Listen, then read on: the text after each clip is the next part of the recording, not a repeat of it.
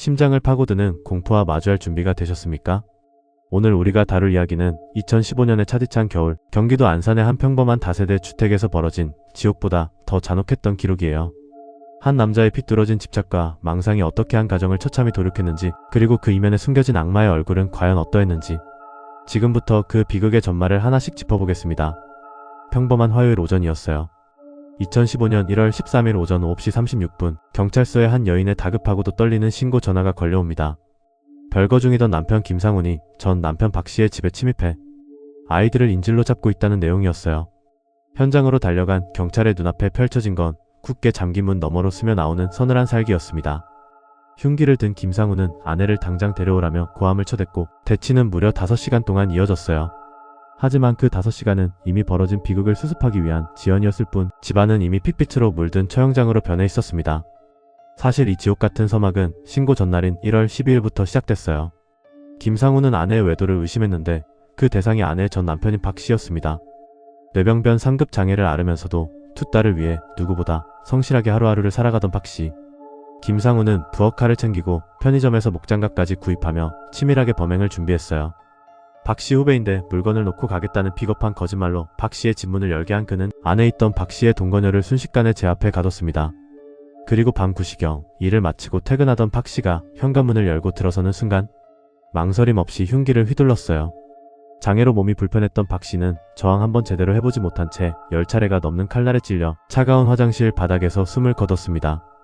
뒤이어 귀가한 것은 아무것도 모른 채 아빠를 보러 왔던 큰딸과 막내딸이었어요. 김상훈은 영문도 모르고 문을 열고 들어온 아이들을 굴욕적으로 결박한 뒤 작은 방에 밀어넣었습니다. 그리고 그 좁고 어두운 방 안에서 인간의 탈을 쓴 악마는 기어이 본색을 드러냈어요. 13일 새벽 그는 공포에 굳어버린 큰딸이 지켜보는 앞에서 16살밖에 되지 않은 막내딸을 유린했어요. 성추행을 넘어선 끔찍한 성폭행이었습니다. 간호사를 꿈꾸며 몸이 불편한 아빠를 곁에서 돌보겠다던 착한 딸의 꿈은 그 새벽 가장 믿고 싶었던 삼촌의 손에 의해 무참히 찢겨나갔습니다. 날이 밝고 신고 사실을 알게 된 김상훈은 극도로 흥분했어요. 아내와 통화를 마친 직후 마치 보복이라도 하듯 큰딸이 보는 앞에서 막내딸의 목을 흉기로 찌르고 입을 막아 살해했습니다. 16살 어린 생명이 그 마지막 순간에 느꼈을 공포와 고통은 그 누구도 감히 짐작조차 할 수 없어요. 더욱 소름이 돋는 건 그 이후의 행동이에요. 그는 큰딸의 휴대폰으로 아내에게 영상통화를 걸어 숨진 막내딸의 모습을 3초간 들이밀었습니다. 명백한 조롱이었고 아내의 남은 영혼마저 파괴하려는 악마의 퍼포먼스였어요. 오후 2시 25분 경찰 특공대가 창문을 깨고 진입했을 때 김상훈은 별다른 저항도 없이 생포됐습니다. 하지만 소중한 두 생명은 이미 돌아올 수 없는 길을 떠난 뒤였어요. 연행되는 과정에서 드러난 그의 민낯은 더욱 경악스러웠습니다. 카메라 앞에서 고개를 빳빳이 든 채 나도 피해자다. 막내딸이 죽은 건 경찰과 애 엄마 탓이다 라며 척반하장의 궤변을 늘어놓았어요. 현장 검증날 분노한 유족이 울부짖자 그는 태연하게 픽 웃으며 네 엄마 데려와 라고 욕설을 내뱉었죠. 살인에 대한 죄책감은커녕 자신의 범죄를 합리화하는 그 모습은 전형적인 사이코패스의 그것이었습니다. 실제로 전문가들은 그를 희대의 연쇄살인마 유영철의 버금가는 어쩌면 그 이상의 사이코패스 지수를 가진 위험인물로 분석했어요. 김상훈이라는 자의 과거를 들여다보면 등골이 더 오싹해집니다. 전과 13범인 그는 이미 1999년부터 절도, 폭력, 상해 등 온갖 범죄를 반복해왔어요. 그러나 법의 심판은 늘 미온적이었고 집행유예와 벌금형이라는 솜방망이 처벌이 반복되면서 그를 더욱 기세등등한 괴물로 키워냈습니다. 주변 사람들의 증언은 더욱 처참해요.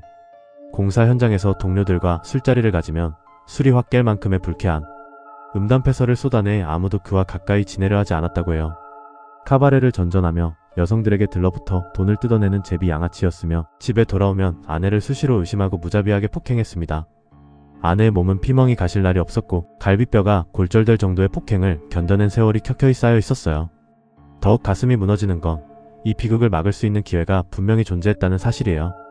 인질극이 벌어지기 불과 일주일 전 김상훈은 이미 아내를 감금하고 흉기로 허벅지를 찌르며 다 죽이는데 1분도 안 걸린다고 협박했어요. 아내는 피멍든 몸을 이끌고 경찰서를 찾아갔지만 상담원은 고소장을 제출하라는 원론적인 답변 하나만 남겼습니다. 가정폭력의 그늘 아래 떨고 있던 피해자에게 법은 너무나 멀고 차갑기만 했어요.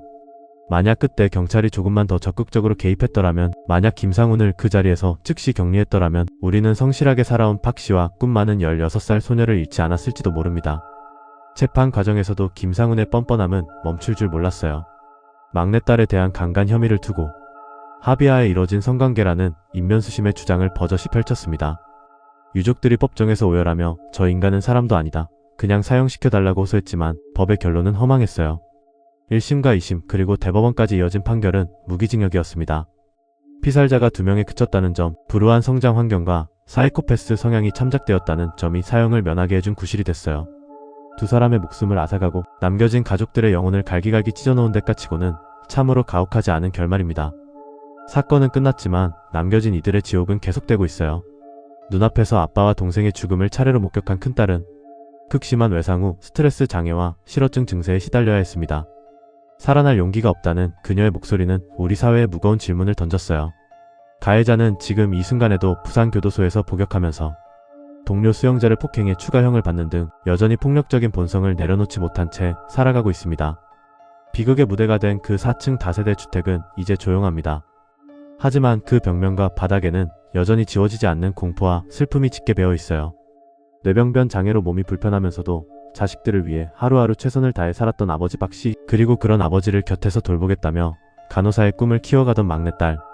그들의 선한 의지와 평범한 일상이 무참히 짓밟힌 그날의 기록을 우리는 절대로 잊어서는 안 돼요. 안산 인질 살인사건. 이 이름 아래 묻힌 수많은 진실과 고통을 기억하세요. 피해자들의 명복을 빌며 다시는 이 땅에서 자신의 범죄를 남의 탓으로 돌리며 웃는 악마가 활개치지 못하는 세상이 오기를 간절히 바랍니다. 고통 속에 잠든 영혼들이 그곳에서만큼은 아무런 공포 없이 편히 쉴 수 있기를, 그리고 살아남은 이들이 언젠가는 진정으로 숨을 고를 수 있는 날이 오기를 바라며 이야기를 마칩니다.